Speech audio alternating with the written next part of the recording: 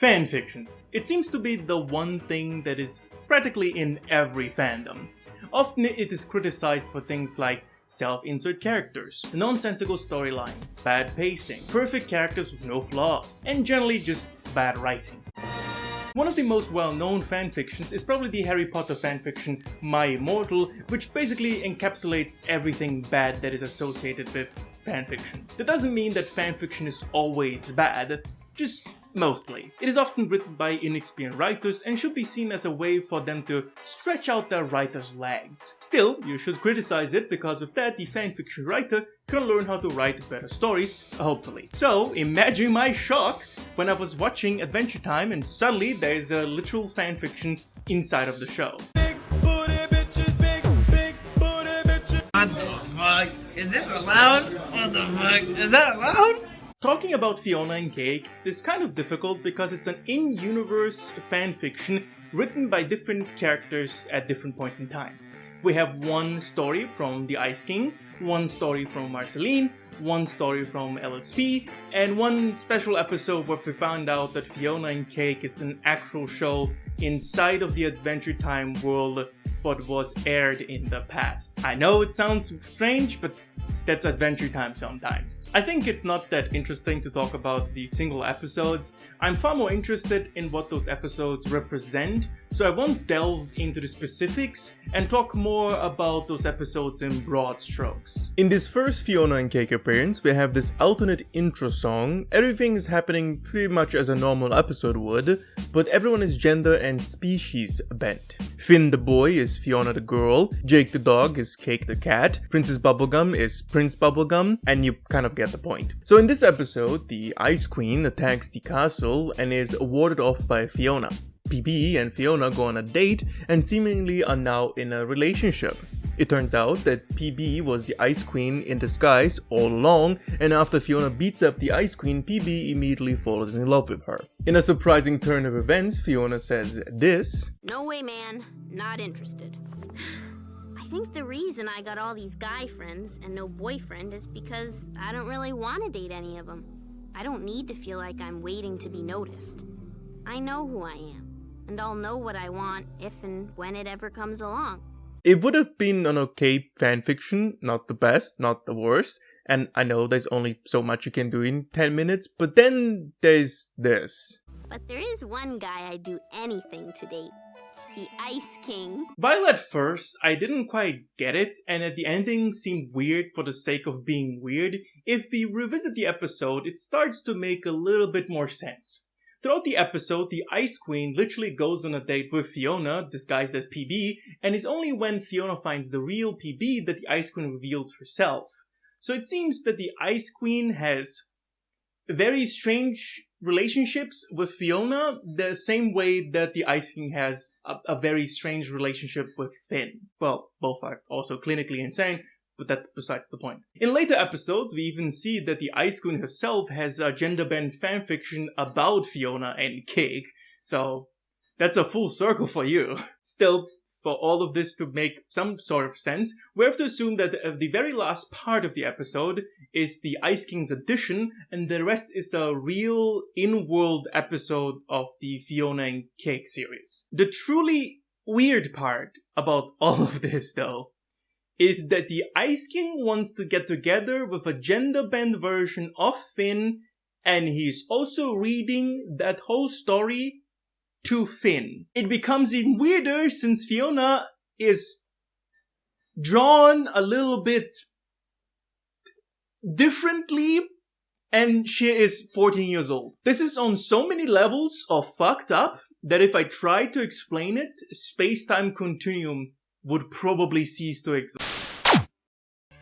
The second Fiona and Cake story is written by Marceline. It is interesting that this episode, while set in the fan-verse, still continues to explore the character of Marceline. Marceline, the Vampire King, takes Fiona and Cake to a party and starts behaving like a real jerk. He pushes it so far that he hurts Cake and pretends to die. While pulling this epic prank, Fiona goes a mask off and tells him to fuck off, and starts crying, which brings Marshall out of his jerk phase. Since Marceline is the one that is writing the story, it is safe to assume that this is how she sees herself and Finn. She does indeed see herself to a certain extent as a bad guy or as a monster, but she also doesn't really want to harm anyone. She might drive pranks and jokes a bit too far, but whenever someone does really get hurt, she immediately stops. Finn, in Marceline's world, is one of the most honest and heroic people she knows, and Fiona embodies those characteristics as well. In this episode specifically, we are shown how much Fiona cares about Cake, and throughout the show we can see how much Finn cares about Jake.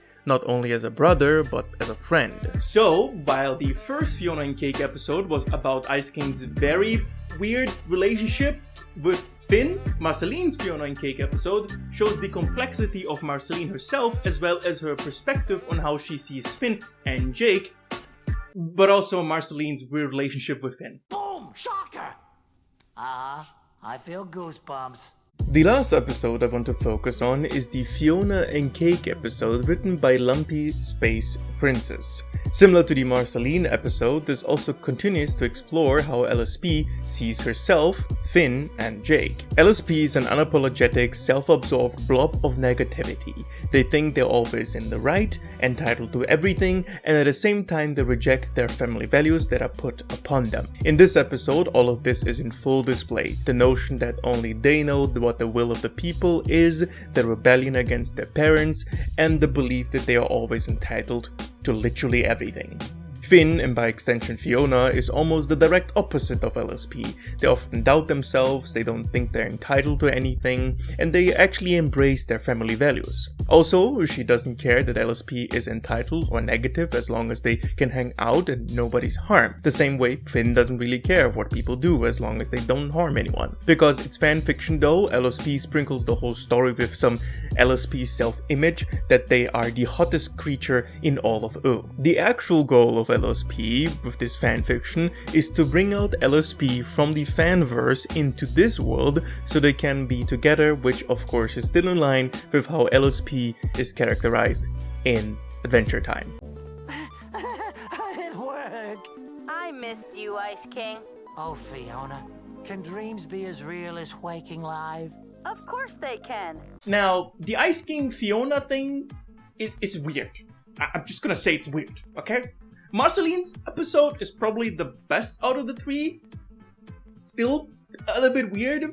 The LSP self-says thing is much weirder, but still in line with the character, because who else would be perfect for LSP other than a self-image of LSP? I'm just saying that the show is weird sometimes, okay? Just cut me some slack. Anyways, I think those three episodes are both self-reflections on how the in-universe writers see themselves, and it shows us some deep-rooted feelings, fears, and some of their weird fantasies. At the same time, it is also partially a critique of fanfiction stories. All stories have this weird twist to them which might make some people uncomfortable, including me. In all stories though, there seems to be also an alternative motive behind them. Ice King wants to meet Fiona and get together with them. FBI, open up! Marceline wants someone to realize her deep-rooted self-hatred, but she also seems to harbor some sort of feelings towards Finn, if you take Fiona as a Finn stand-in. Also, LSP wants to commit self-cest by also having some feelings towards Finn. The stories are still all about the writers though, and while the depicted characters are not perfect, they are often less flawed than the original version, except for Marceline's self-depiction. That's pretty much spot on, which is in line with the idea of the writers in-universe having different levels of skills, therefore being able to write stories of different qualities. I didn't focus much on Fiona and Cake themselves as characters because they're literally just gender-bent and species-bent versions of Finn and Jake. The whole Fiona and Cake universe is just gender-bent and species-bent Adventure Time. And except for one character called Butterscotch, the Scottish butterscotch butler, they're basically the same people and have basically the same characteristics. Superficially, there are also some differences, like Cake having this stereotypically auntie voice, or LSP sounding like an aristocrat in their LSP episode. Overall, I think it was a cool and smart idea to have in-universe characters explore their fantasies in this self-contained way, and everything that people dislike about those episodes can be shelved off to it's fanfiction, which is a perfect shield for any criticism. So, imagine my shock when I heard there will be a Fiona and Cake series on HBO. I literally have no idea what they're going to do with it,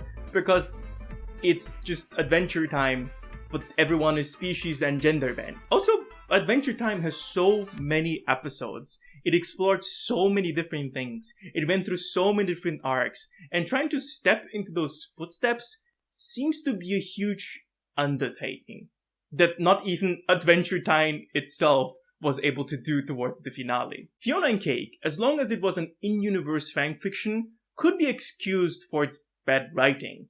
But now that it will be a real show that is not a fanfiction, it won't have easy defenses. While Adventure Time was never perfect, it tried its best to keep the world and characters consistent.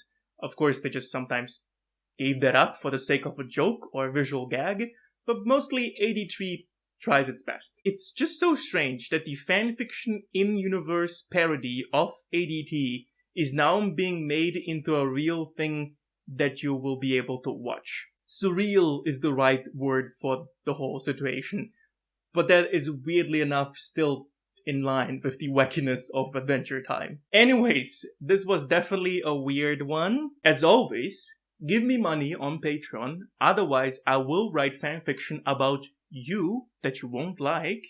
Take care of yourselves, and have a nice, wonderful day.